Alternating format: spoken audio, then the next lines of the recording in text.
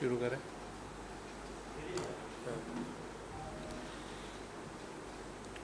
आदरणीय साथियों, आप सभी को सादर नमस्कार। आज एक बहुत ही महत्वपूर्ण विषय की रिसर्च जो हम पिछले कई दिनों से कर रहे हैं उसकी रिपोर्ट लेके आया,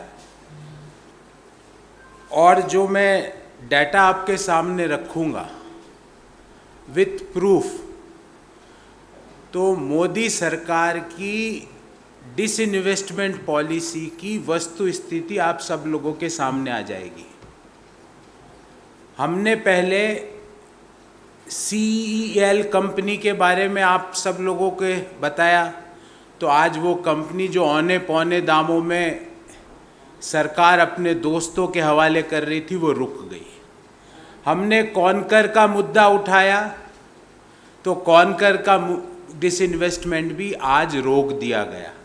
और आज जो हम कंपनी लेके आए हैं, जिसको सरकार ने किसको बेचा, क्यों बेचा और क्यों इतने कम में बेचा, उसकी सारी प्रूफ विथ एविडेंस आपके सामने रखूंगा। कंपनी का नाम है पवन हंस। पवन हंस हेलीकॉप्टर सेवाएं प्रदान करता है देश में, और साउथ एशिया की सबसे बड़ी हेलीकॉप्टर कंपनी है। देश की नहीं, दक्षिण एशिया की सबसे बड़ी हेलीकॉप्टर कंपनी है, जिसके पास सबसे ज़्यादा हेलीकॉप्टर है, सबसे ज़्यादा फ्लाइंग आवर्स का अनुभव है, सबसे ज़्यादा हेलीपोर्ट्स हैं, जिसका विश्वास है आज भी हमें केदारनाथ जी, बद्रीनाथ जी, माता वैष्णो देवी जी, अमरनाथ जी की यात्रा करनी होती है तो ये कंपनी हमें पहुंचाती है वहाँ तक। हमारे बुजुर्गों को यही कंपनी केदारनाथ जी के मंदिर के सामने पहुंचाती है। उसको भारत सरकार ने अपना 51% हिस्सा बेचने का निर्णय कर लिया, और किसको बेच रहे हैं वो जानकारी दूंगा आपको। मात्र 211 करोड़ रुपए में। और किस कंपनी को बेच रहे हैं? कंपनी का नाम है स्टार 9 मोबिलिटी प्राइवेट लिमिटेड, और ये स्टार 9 मोबिलिटी प्राइवेट लिमिटेड है, और जिसका इनकॉर्पोरेशन होता है 29 अक्टूबर 2021। 6 महीने पुरानी कंपनी को, जो 6 महीने पहले बनी है, और ये जो मैं डॉक्यूमेंट है ये मिनिस्ट्री ऑफ कॉर्पोरेट अफेयर्स का वेबसाइट से लाया हूं। ये कोई सरकारी सोर्स है, कोई निजी सोर्स से डाटा नहीं लाया हूं। 6 महीने पुरानी कंपनी को पवन हंस, जो कि देश की मतलब 30-35 साल पुरानी, 40 साल पुरानी हेलीकॉप्टर कंपनी है, उसको 6 महीने पुरानी कंपनी को भारत सरकार ने अपनी 51% हिस्सेदारी 211 करोड़ में बेचने का निर्णय कर लिया। आपको लग रहा होगा साहब कोई आया ही नहीं होगा, नहीं, 2 बिडर और थे, और उनकी भी कहानी सुनिए, और फिर मैं इस स्टार मोबिलिटी की हकीकत आपके सामने रखूंगा। उनकी कहानी ये सुनिए कि एक बिडर था, उसने बिड किया 181 करोड़, 181 करोड़। दूसरा बिडर था जिसने बिड किया 153.15 करोड़, और रिजर्व प्राइस थी 199.92 करोड़। 3 बिडर, 2 बिडर करते हैं रिजर्व प्राइस से कम, एक बिडर करता है, सिर्फ एक बिडर करता है रिजर्व प्राइस से ज्यादा, और वो कंपनी भारत सरकार उस बिडर के हवाले कर देती है। 199.92, लगभग 200 करोड़ रिजर्व प्राइस से मात्र 11 करोड़, और 11 अपने यहाँ बड़ा लकी शुगनी नंबर है, तो सरकार ने रिजर्व प्राइस के 11 करोड़ रुपए ज्यादा दे लेके अपनी 51% हिस्सेदारी पवन हंस की, जो कि सबसे पुरानी दक्षिण एशिया की हेलीकॉप्टर कंपनी है, वो 6 महीने पुरानी कंपनी के हवाले कर दिया, जिसका नाम है स्टार 9 मोबिलिटी प्राइवेट लिमिटेड। अब आप स्टार 9 मोबिलिटी प्राइवेट लिमिटेड की हकीकत आपको बताता हूं। स्टार 9 मोबिलिटी जो है, इसके 3 एसोसिएट हैं। उन तीनों एसोसिएट की कहानी सुनिए और उनकी जानकारी आपके सामने रख रहा हूं। पहला एसोसिएट है जिसका नाम है बिग चार्टर प्राइवेट लिमिटेड। दूसरा एसोसिएट है, उसका नाम है महाराजा एविएशन प्राइवेट लिमिटेड। और तीसरा एसोसिएट है, उसका नाम है Almas global opportunity fund, SPC। तो सबसे पहले तो ये अल्मास ग्लोबल अपॉर्चुनिटी फंड कहाँ है? क्लेमेन आइलैंड में, हिंदुस्तान में नहीं है। और क्लेमेन आइलैंड में क्या होता है, मोदी जी पहले 2014 से पहले बताते थे कि वहां से जो ब्लैक मनी पड़ी है वो देश में लेके आएंगे और सबके खाते में 15 लाख रुपए जमा होंगे। और आज एक ऐसी कंपनी जो क्लेमेन आइलैंड में है, उसको देश की सबसे बड़ी हेलीकॉप्टर कंपनी पकड़ा दी। उसका कोई अता पता नहीं है। चलो साहब, एक का नहीं है पता, दूसरे का तो होगा। दूसरी कंपनी का नाम है महाराजा एविएशन लिमिटेड और तीसरी का नाम है बिग चार्टर प्राइवेट लिमिटेड। ये बिग चार्टर प्राइवेट लिमिटेड का दिल्ली हाई कोर्ट में हेलीकॉप्टर संबंधित केस चल रहा है। ये मैं नहीं कह रहा, उस केस की भी डिटेल्स आपको दूंगा। एक कंपनी तीन साझेदार थे स्टार 9 मोबिलिटी के, जो 6 महीने पहले बनी है। एक साझेदार तो है क्लेमेन आइलैंड में, एक साझेदार जो हिंदुस्तान में है उसके खिलाफ हेलीकॉप्टर ड्यूज से संबंधित केस चल रहा है दिल्ली हाई कोर्ट में। और तीसरी कंपनी है जिसका नाम है महाराजा एविएशन प्राइवेट लिमिटेड। उसकी इंटरनेट पे कोई डिटेल नहीं है, पर मैंने उसके फेसबुक पेज पे जाके डिटेल एकत्रित करी। फेसबुक पेज पे महाराजा एविएशन कहता है कि हमारे पास 3 हेलीकॉप्टर है और फेसबुक पेज पे 4-5 फोटोवें ही थी। उन 4-5 में से 3 फोटोवें देश में जो 35 रुपये तेल बेचवाना चाह रहे थे बाबा रामदेव जी की है। ये मैंने ये इस कंपनी के फेसबुक पेज से लाया हूं। बाबा रामदेव जी इनके चहेते कस्टमर है या क्या है मुझे नहीं पता, आई डोंट नो। पर मैं ये जानता हूं कि ये वही बाबा है जो 35 रुपये प्रति लीटर तेल बिकवाने की बात कर रहे थे 2014 से पहले। इस बात की मेरी गारंटी।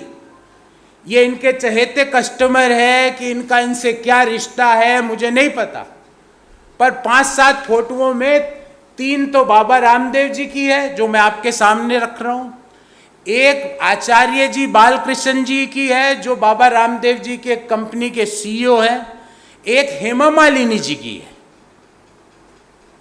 ये कंपनी क्या करती है, इसकी क्या वेबसाइट है, इसके फेसबुक पेज पे ये बताया गया है कि हमारे पास 3 हेलीकॉप्टर है। और ये बाबा से इनका क्या संबंध है, या तो ये कोरोनिल की दवा देते हैं हेलीकॉप्टर बैठने वालों को, मुझे नहीं पता, या ये अनुलोम विलोम सिखाते हैं हेलीकॉप्टर में बैठ के, मुझे नहीं पता।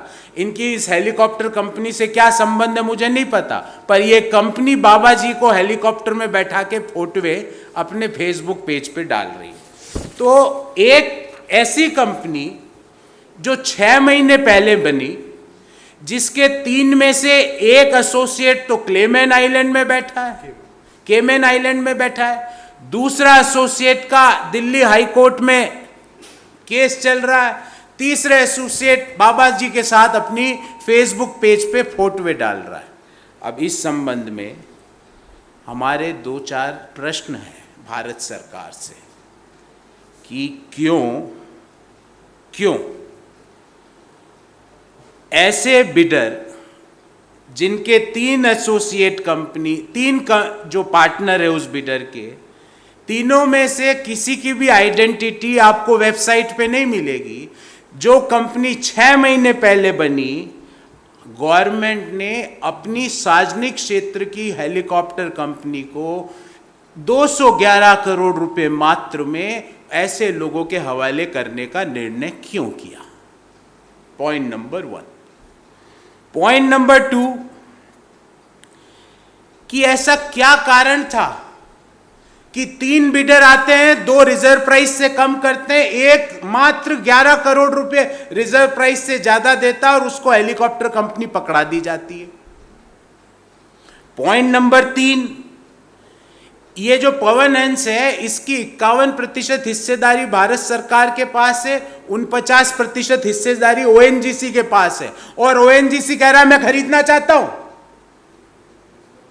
क्यों ओएनजीसी को नहीं देके एक 6 महीने पुरानी कंपनी को दे दिया गया? क्योंकि ओएनजीसी के मूवमेंट पवन हंस के थ्रू होते हैं, और ना केवल ओएनजीसी के, एचएएल के मूवमेंट भी पवन हंस के थ्रू हो रहे हैं। क्यों उन कंपनियों को यह कंपनी नहीं दी गई? और तो और पवन हंस कंपनी के जो एम्प्लॉइज हैं वो कह रहे हैं हमको दे दो, हम खरीद लेते हैं, हम चला लेंगे। उनकी यूनियन ने बिड भी करी, पर भारत सरकार ने कहा नहीं, तुम योग्य नहीं हो। 6 महीने पुरानी कंपनी योग्य है, तुमको कुछ नहीं आता है। केमन आइलैंड में जो लोग बैठे हैं वो योग्य है हमारे देश की सबसे पुरानी हेलीकॉप्टर कंपनी चलाने के लिए। फिर एक और इसमें चीज आपके सामने रख रहा हूं। मैंने पिछले 12 साल का इस कंपनी का प्रॉफिट और रेवेन्यूज आपके सामने रख रहा। 2017-18 तक यह कंपनी निरंतर प्रॉफिट कर रही थी।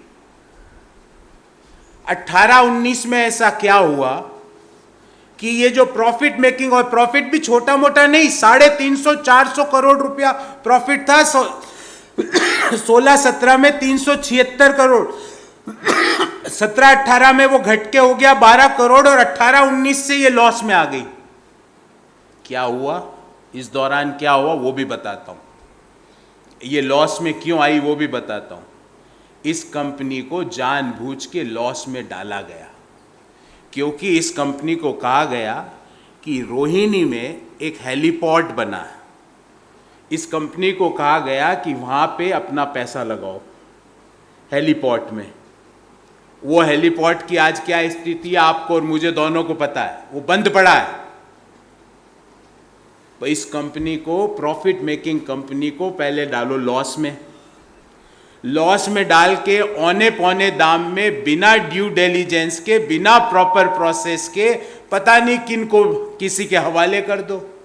क्या इसको डिसइन्वेस्टमेंट कहा जाता है? ये डिसइन्वेस्टमेंट नहीं है, इसको फ्रॉड कहा जाता है। ये हिंदुस्तान के लोगों के पसीने की कमाई को औने पौने दामों में अपने दोस्तों के हवाले करने की प्रक्रिया कहा जाता है।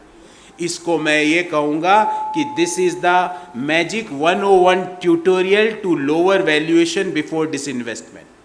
पहले प्रॉफिट मेकिंग कंपनी को चिन्हित कर लो, फिर उस कंपनी के प्रॉफिट को लॉस में डालो, फिर लॉस में डाल के उसके वैल्यूएशन को कम करो, फिर उस कम वैल्यूएशन में को औने पौने दाम में 4-6 महीने पुरानी कंपनी का, जिसका कोई अनुभव नहीं है हेलीकॉप्टर में, उसके हवाले कर दो।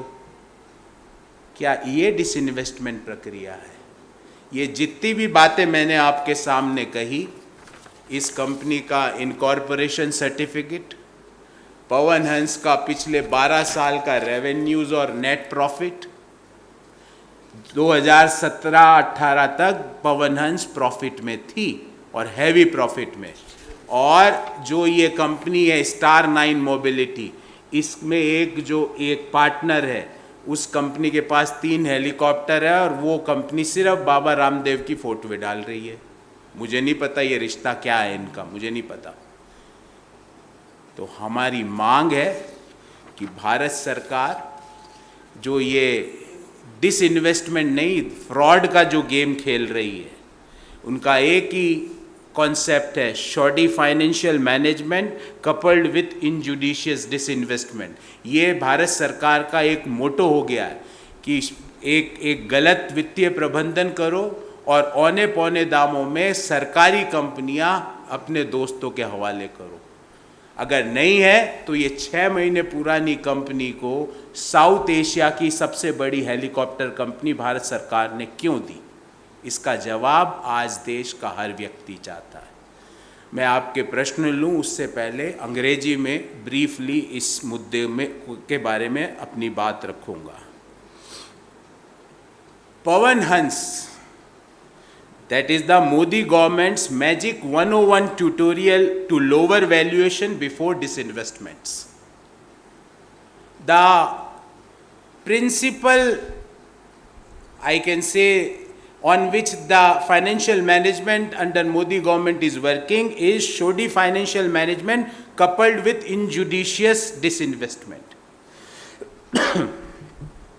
In last 8 years, after having a disastrous financial management, the economy is reeling and the BJP government has forced sectors to the end of their teethers that needed support and have magically made good companies and sectors struggle. They are violating all prudence and common logic to find out way for the financial mismanagement caused in the last 8 years. In the series of miscalculated and injudicious disinvestment decisions to justify their financial policies, BJP government are committing series of blunders. After our repeated exposures against injudicious disinvestment of CEL, the government has to finally take it back, and now the Modi government has sold 51% stake in Pawan Hans to Star 9 Mobility at just 211.14 crore. Whereas the reserve price for the 51% majority stake was fixed by Modi government at rupees 199.92 crore. The other two bidders that participated made bids of only 181.05 crore and 153.15 crore, which is below the reserve price. Before I ask the questions, I would like to give some facts about Pawan Hans. Pawan Hans is South Asia's largest helicopter company with 42 helicopters. 42 helicopter है इस company के पास. Offshore operations connecting inaccessible areas, charter service, search and rescue work, VIP transportation, corporate and social special charters, hotline washing of insulators and heli pilgrims. That includes Kedarnath ji, Badrinath ji, Amarnath ji and Mata Vaishno Devi ji among others are some of their major services provided by Pawan Hans. Pawan Hans is a strategic organization catering to ONGC, HAL and BSF also. With 51% with the government of India and remaining 49% with the ONGC before the disinvestment process. Pawan Hans was profitable company till 2017-18, but post that it has been continuously making loss. Now see the chronology of events. While this may seems like a normal disinvestment, there are several things that raises eyebrows. Point number 1.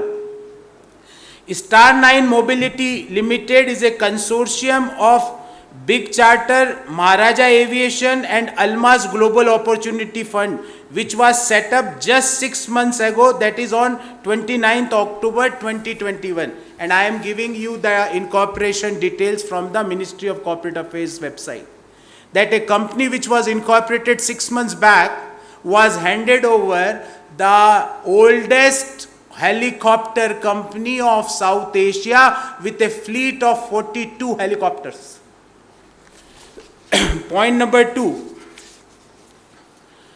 Star 9 Mobility doesn't have any helicopter of its own, while Big Charter Private Limited has 3 helicopters, and Almas Global Opportunity Fund is set up under the jurisdiction of Cayman Island and had no correlation or experience in this sector.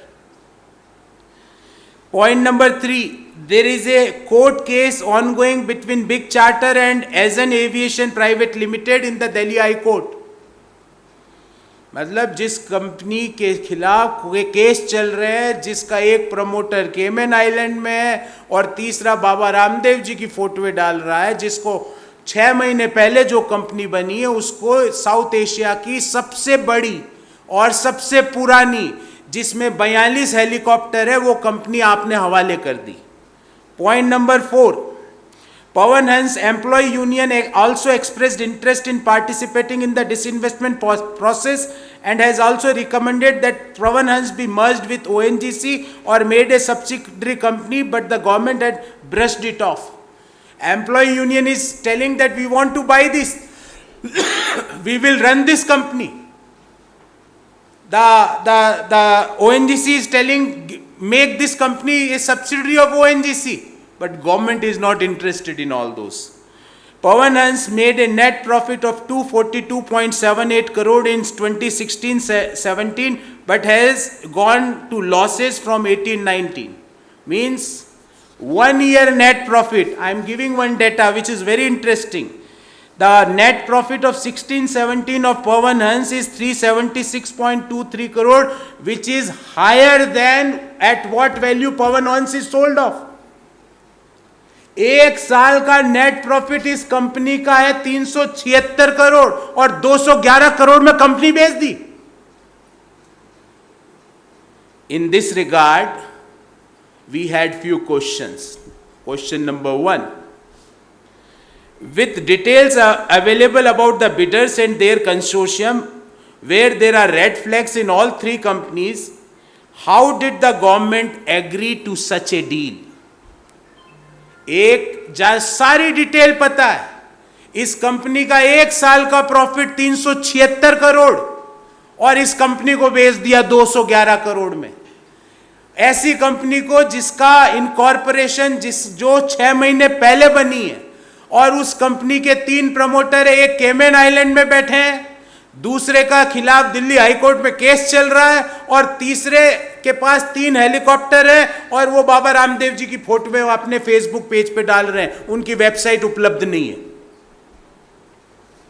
Question number 2, when there were 3 bidders that participated in the disinvestment process but only one bidder bid over the reserve price, what was the government's reason to go ahead with just one proper bid? जब आपके पास 3 bidders ने bid लगाई, 2 ने reserve price से कम पैसा लगाया, मात्र एक ने रिजर्व प्राइस से 11 करोड़ रुपए ज्यादा लगाया, आप ऐसे डिसइन्वेस्टमेंट को आगे क्यों ले जा रहे हो? ऐसी क्या बाध्यता है? Question number 3, did the government explore merging Pawan Hans with ONGC keeping in mind that ONGC have 49% stake in Pawan Hans and Pawan Hans plays a strategic role with ONGC, HAL and BSF. क्या government ने एक बार भी सोचा कि पवन हंस को ONGC के हवाले कर दें, क्योंकि 49% हिस्सेदारी पवन हंस में ONGC की है, वो खरीदना भी चाहता था। पवन हंस के एम्प्लॉइज कह रहे थे कि हम खरीद लेते हैं और रन कर लेंगे, पर उन्होंने कहा नहीं, तुम्हें सिर्फ 40 साल का अनुभव है, मैं सिर्फ 6 महीने पुरानी कंपनी के हवाले करूंगा ये 42 हेलीकॉप्टर की कंपनी। जिसके पास 42 हेलीकॉप्टर है, 10 लाख घंटों से ज़्यादा उड़ने का अनुभव है, लाखों लैंडिंग और टेक ऑफ का अनुभव है, उस कंपनी को 211 करोड़ रुपए में 6 महीने पुरानी कंपनी के हवाले कर दिया। And last but not least, a company that has been consistently making net profit suddenly starts making loss since 18-19, around the same time when the disinvestment was first processed. Is this again an attempt to lower the valuation to ease sale to someone who would benefit? एक company जो 17-18 तक profit देती है, जिसका एक साल का profit उसके पूरे वैल्यूएशन से ज़्यादा है, और 18-19 में अचानक से लॉस में आ जाती है, और ध्यान रहे 18-19 में ही पवन हंस का डिसइन्वेस्टमेंट का प्रोसेस चालू होता है। ऐसी क्या बाध्यता है कि हमारे देश के लोगों की कमाई, हमारे देश के लोगों के अनुभव, हमारे देश के लोगों का परिचालन का, प्रबंधन का जो अनुभव है, वो सब मिक्स करके आप औने पौने दाम में ऐसे लोगों को भारत की पब्लिक सेक्टर कंपनियां दे रहे हो, जिस कंपनी को 10 लाख 1 मिलियन आवर्स से ज़्यादा का फ्लाइंग एक्सपीरियंस है, जिस कंपनी के पास कई हेलीपोर्ट्स हैं जो जिनके आधिपत्य में हैं। जिस कंपनी साउथ एशिया की सबसे बड़ी हेलीकॉप्टर कंपनी है, जिस कंपनी के पास 42 हेलीकॉप्टर है, जो कंपनी आज भी हमें अगर आप बद्रीनाथ जी जाना होता है, केदारनाथ जी माता पिता को लेके, क्योंकि वो नहीं चढ़ सकते, तो इस पवन हंस के हेलीकॉप्टर में बैठा के ले जाते हैं। उस कंपनी को आपने 6 माह पुरानी कंपनी के हवाले, और वो भी 1 साल का जो प्रॉफिट है उससे कम पैसों में आपने उसको दे दिया। ऐसा क्यों? देश ये जानना चाहता है। सो ये जो मैंने आपको जितनी भी डिटेल्स बोली है, एनेक्सर 1 जिसको मैं इनकॉर्पोरेशन है, एनेक्सर 2 जिसमें पवन हंस का पिछले 12 साल का प्रॉफिट और रेवेन्यूज़, और एनेक्सर 3 35 रुपये प्रति लीटर में तेल देने वाले बाबा जी के साथ इस कंपनी में जिन्होंने इस कंपनी को ख़रीदा है, उनके फेसबुक पेज पे इनकी फ़ोटो है। मुझे नहीं पता इनका क्या रिश्ता है। आपके कोई सवाल हो इस संबंधित तो मैं उत्तर देने का प्रयास जरूर करूँगा। एक्सपर्ट ने साफ कहा जो हिस्सेदारी 211 करोड़ बेची गई है उसकी कम से कम वैल्यू 500 करोड़ से ऊपर की होनी चाहिए, और जितना 49% शेयर जो ओएनजीसी के पास बचा पड़ा है, ओएनजीसी भी कहती है कि सरकार ने जिस रेट पे बेचा उसी शब्दों पे हम भी अपना हिस्सा बेचेंगे।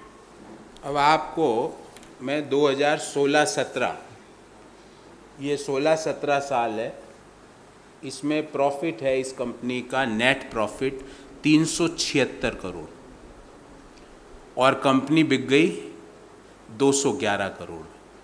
मतलब 1 साल का प्रॉफिट भी इस कंपनी का जिस वैल्यू पे ये बिकी है उससे ज़्यादा का है। ये मैं नहीं कह रहा, ये डिटेल्स। और अगर मैं पिछले 10 साल का प्रॉफिट अगर जोड़ लूँ 2010-11 से लेके 16-17 का, मतलब पिछले 7 साल का प्रॉफिट जोड़ लूँ, तो ये प्रॉफिट लगभग होता 1000 करोड़। सिर्फ 7 साल का प्रॉफिट। क्यों? क्यों? आपने बिल्कुल सही कहा। ओएनजीसी कह रही मैं भी तैयार हूं खरीदने को, 49% हिस्सेदारी मेरे पास है, 51 मैं खरीद लेती हूं। बोले नहीं, तुम कैसे खरीद लोगे? केमैन आइलैंड वाले खरीदेंगे, तुम कैसे खरीद लोगे? 6 महीने पुरानी कंपनी खरीदेगी। क्या ये डिसइन्वेस्टमेंट प्रोसेस है? इसको डिसइन्वेस्टमेंट प्रोसेस नहीं कहते, इसका वर्ड मैंने इजाद किया है, जो ये 101 ट्यूटोरियल है डिसइन्वेस्टमेंट का, धोखा देने का, वो हर बार यही लागू होता है। आप कंपनी को चिन्हित करते हो, ये क्रोनोलॉजी है, इस कंपनी को चिन्हित कर लिया कि इसका डिसइन्वेस्टमेंट करना है, पहले उसको प्रॉफिट से लॉस में लाओ ताकि उसका वैल्यूएशन कम हो, फिर ढूंढो किसको दे सकते हैं। हमने बात आपको सीएल की भी बताई थी, एक इलेक्ट्रॉनिक्स कंपनी एक फर्नीचर बनाने वाले के हवाले कर रहे। कांग्रेस पार्टी ने जब इसके विरोध में अपने स्वर उठाए तो बंद किया। हमने कॉनकर की बात करी, कॉनकर अडानी बिना खरीदे ही बोल रहा है कि कॉनकर को खरीदना हमारे लिए एक ठंडी हवा का झोंका है, और वो भी प्रॉफिट में चल रही है, ये कंपनी भी प्रॉफिट में चल रही है। प्रॉफिट मेकिंग कंपनियों को आप लोअर वैल्यूएशन करके क्यों औने पौने दाम में ऐसे लोगों के हवाले करना चाहते हो जिनको कोई अनुभव नहीं है उस चीज का, कोई लेना देना नहीं है उनके उस बिजनेस से, उनके हवाले कर दिया। केमैन आइलैंड कंपनी को हवाले कर दी हेलीकॉप्टर की कंपनी, पता नहीं। इसलिए हम चाहते हैं कि भारत सरकार हमारे चारों सवाल का जवाब दें कि जब 3 ही बिडर थे और 2 बिडर ने रिजर्व प्राइस से कम पे बिड करी, तो 1 बिडर ही आपका बचा और उसने भी रिजर्व प्राइस से मात्र 11 करोड़ रुपए ज़्यादा पे बिड करी। उसको आपने दक्षिण एशिया की, देश की नहीं कह रहा हूँ, साउथ एशिया की सबसे बड़ी हेलीकॉप्टर कंपनी क्यों दे दी? क्यों ये कंपनी ओएनजीसी को नहीं दी जा सकती थी, या एम्प्लॉय यूनियंस जो चाहती थी कि हम खरीद के इसको चला ले उनको नहीं दी? क्यों ये कंपनी सिर्फ 6 माह पुरानी इनकॉर्पोरेटेड कंपनी को दे दी गई?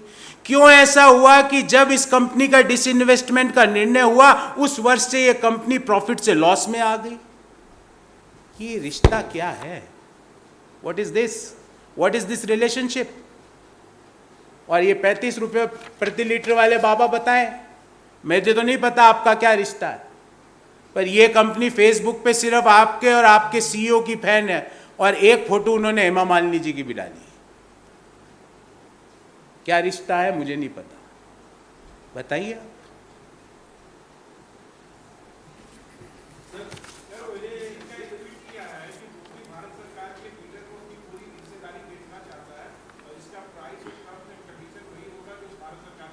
अब ओएनजीसी क्या बोलेगी? वो बोल सकती है।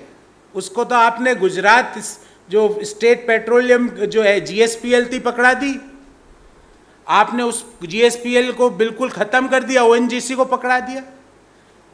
मैं तो कह रहा हूं एम्प्लॉय यूनियन तक कह रही है हम खरीदने को तैयार है, पैसा देते हैं। तो बोले नहीं, तुम्हें 40 साल हेलीकॉप्टर चलाने का अनुभव है, हम 6 महीने पुरानी केमैन आइलैंड वालों को देंगे। क्यों? क्या ये डिसइन्वेस्टमेंट है? मात्र 211 करोड़ में 42 हेलीकॉप्टर, मात्र 211 करोड़ रुपए में। मतलब अगर आप इसकी कैलकुलेशन करें तो 4-4.5 करोड़ का एक हेलीकॉप्टर, उसके अलावा आपका अनुभव, उसके अलावा आपके हेलीपोर्ट्स, उसके अलावा आपको जो लाइसेंसेस है, फ्लाइंग लाइसेंसेस, कि भाई बद्रीनाथ जी में सिर्फ आप ही लैंड कर सकते हो, आपके पास लैंडिंग राइट्स है। केदारनाथ जी में आप ही लैंड कर सकते हो, माता वैष्णो देवी जी में आप ही लैंड कर सकते हो। उसके अलावा आपकी जितनी सार्वजनिक क्षेत्र की कंपनियां, ओएनजीसी हो, बीएसएफ हो, जिनके सुदूर इलाकों में मूवमेंट करना हो तो सिर्फ आप पे विश्वास है। 1 मिलियन घंटे से ज्यादा का फ्लाइंग एक्सपीरियंस, बहुत कम हेलीकॉप्टर कंपनियां हैं दुनिया में जिनके पास 1 मिलियन अर्थात 10 लाख घंटों से ज्यादा का फ्लाइंग अनुभव है, 1 लाख से ज्यादा लैंडिंग और टेक ऑफ का अनुभव। उस कंपनी को आपने भेज दिया। देश तो सवाल पूछेगा, और यह भी जरूर पूछेगा कि 1 साल का प्रॉफिट भी आपका जिस भाव में आपने बेचा उससे ज्यादा था, ऐसा क्यों किया? यह भी पूछेगा कि ये संयोग है या प्रयोग है कि जैसे ही आपने डिसइन्वेस्टमेंट का निर्णय किया उसी वर्ष से प्रॉफिट मेकिंग कंपनी लॉस में टर्न हो जाती है। ये भी पूछेगा कि इस कंपनी को लॉस में डालने के लिए रोहिणी हेलीपोर्ट जो बना वहाँ पे इस कंपनी से पैसा क्यों लगवाया गया? ये सवालों का जवाब भारत सरकार को देना पड़ेगा। और प्रधानमंत्री जी, आपको चुप्पी तोड़नी पड़ेगी। देश के पुरानी संसाधन युक्त पब्लिक सेक्टर कंपनियों को देश औने पौने दामों में नहीं बिकने देगा। हमने सीईएल को रुकवाया, हमने कॉनकर को रुकवाया, और मैं वादा करता हूँ कि ये जो मैं तथ्य आपको दूंगा और आप इसको प्रमुखता से अगर प्रकाशित करेंगे तो सरकार को ये रोकना पड़ेगा।